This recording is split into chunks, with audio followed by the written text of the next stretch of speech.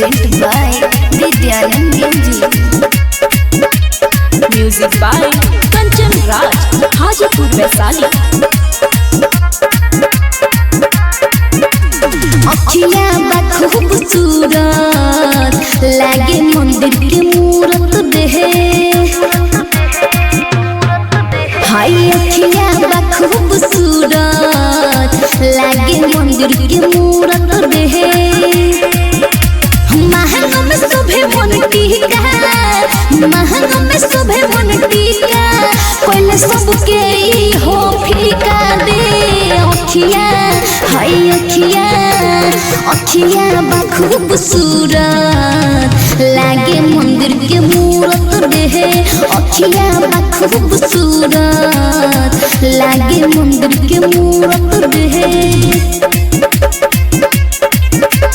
Music by Kanchan Raj.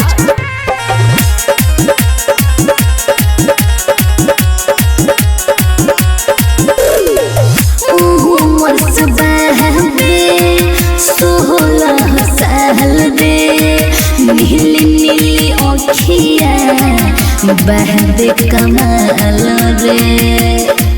Kumbh Mela में ओइली इहो महला बेचली।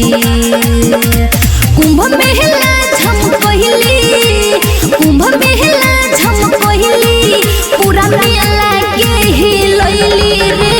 अखिया हाय अखिया अखिया बा खूबसूरत लागे मंदिर के मूरत देहे।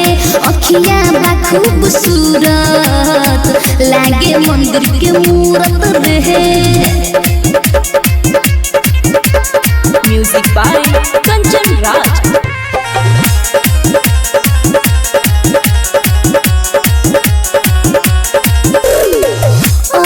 जब के हाथे एह कर डूब रे, लहगे के देवी माई स्वरूप रे।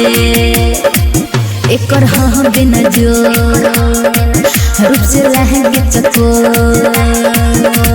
बेचे ओइली महला, बेचे ओइली महला, सगरो भइला हाला रे। अखिया हाय अखिया अखिया बा खूबसूरत लागे मंदिर के मूरत रहे। अखिया बा खूबसूरत लागे मंदिर के मूरत रहे।